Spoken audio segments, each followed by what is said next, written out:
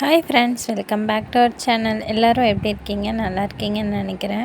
எனக்கு எந்த hair pack போடுறது அப்படின்னு ரொம்ப கன்ஃபியூஸ்டாக இருக்குது அப்படின்னு நீங்கள் ஃபீல் பண்ணிங்கன்னா 3 இன்க்ரீடியண்ட் வச்சு ஒரு சூப்பரான ஹேர் பேக் தான் இன்றைக்கி நான் ட்ரை பண்ணியிருக்கேன்.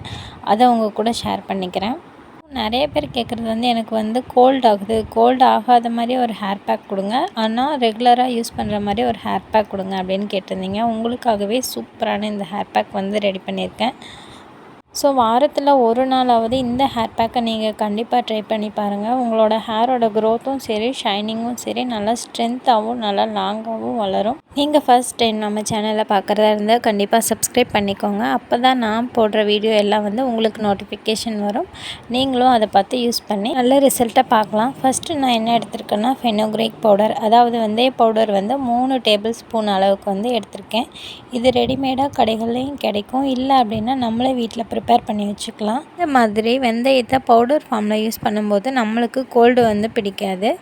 டைரெக்டாக நம்ம 1 டே ஃபுல்லாக ஊற வச்சு யூஸ் பண்ணுறது அப்படின்னாலும் யூஸ் பண்ணிக்கலாம். அந்த மாதிரி நீங்கள் யூஸ் பண்ணிங்கன்னா மாதத்துக்கு 2 டைம் மட்டும் இந்த ஹேர் பேக்கை ட்ரை பண்ணுங்கள். அதுக்கப்புறம் பார்த்திங்கன்னா ஃப்ரெஷ்ஷான ஆலோவேரா ஜெல் பிளான்ட்லேருந்து எடுத்து நல்லா க்ளீன் பண்ணி வச்சுருக்கேன். இதை நல்லா தண்ணியில் வாஷ் பண்ணி வச்சுக்கலாம். நல்லா ஹேரை ஷைனிங் ஆக்கும். அது மட்டும் இல்லாமல் ஹேரில் டேண்ட்ரஃபு, பெயின் எதுவுமே வராது. அடுத்தது பார்த்துக்கிட்டிங்கன்னா எக் எடுத்து வச்சுருக்கேன். இதிலேருந்து எக் ஒயிட் மட்டும் ஆட் பண்ணிக்கலாம். எக் ஃபுல்லாக சேர்த்திக்கிட்டோம் அப்படின்னா சூப்பரான நல்ல ஷைனிங்கான ஹேர் கிடைக்கும். நல்லா ஸ்ட்ரென்த்தாகவும் ஆகும். ஆனால் ரொம்ப ஸ்மெல் அடிக்கும். அப்படிங்கிறதுனால எக் ஒயிட் மட்டும்தான் நான் சேர்த்திக்கிறேன். இந்த 3 இன்க்ரீடியண்ட் வச்சு நம்ம சூப்பராக சிம்பிளாக ஈஸியாக ஹேர் பேக் ட்ரை பண்ணி அப்ளை பண்ணிக்கலாம். செம்ம ரிசல்ட் கிடைக்கும். கண்டிப்பாக இதை ட்ரை பண்ணி பாருங்கள்.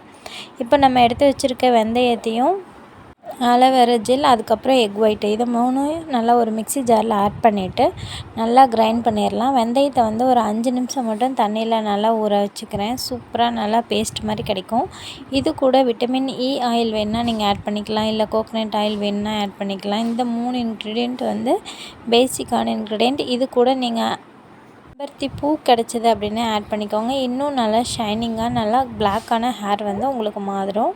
அவ்வளோதான். நல்லா கிரைண்ட் பண்ணிவிட்டு அதுக்கப்புறம் நம்ம தலையில் அப்ளை பண்ணிக்கலாம். எப்பயுமே நம்ம ஹேர் பேக் போடுறோம் அப்படின்னா நம்ம ஸ்கேல்பில் நல்லா ஈரப்பதம் இருக்கணும். அதுக்காக நல்லா மாய்ஸ்சரைசேஷன் கொடுக்கறதுக்காக hair oil top to end வரைக்கும் நல்லா அப்ளை பண்ணிவிட்டு அதுக்கப்புறமா இந்த ஹேர் பேக்கை தலையில் மேலேருந்து கீழே வரைக்கும் கேப் விடாமல் நல்லா அப்ளை பண்ணிடுங்க. அப்ளை பண்ணிவிட்டு ஒரு அரை மணி நேரம் இல்லைன்னா 20 நிமிஷம் அப்படியே கொண்டை போட்டு விட்டுருங்க. அதுக்கப்புறம் ஒரு பக்கெட் ஃபுல்லாக தண்ணி வச்சு நல்லா தலையை அலசிட்டு அதுக்கப்புறமா ஒரு மக்கில் தேவையான அளவு ஷாம்பு ஆட் பண்ணி கொஞ்சமாக தண்ணி ஆட் பண்ணி நல்லா நுர வர வரைக்கும் கையில் நல்லா மிக்ஸ் பண்ணி அதுக்கப்புறம் ஸ்கேல்பில் லைட்டாக மசாஜ் கொடுத்துட்டு அதே மாதிரி ஹேரோட எண்டு வரைக்கும் மசாஜ் கொடுத்து அலசினிங்கன்னா போதும். ஹேர் ஃபால் குளிக்கிறப்பவே நல்லாவே கண்ட்ரோல் ஆயிரும்.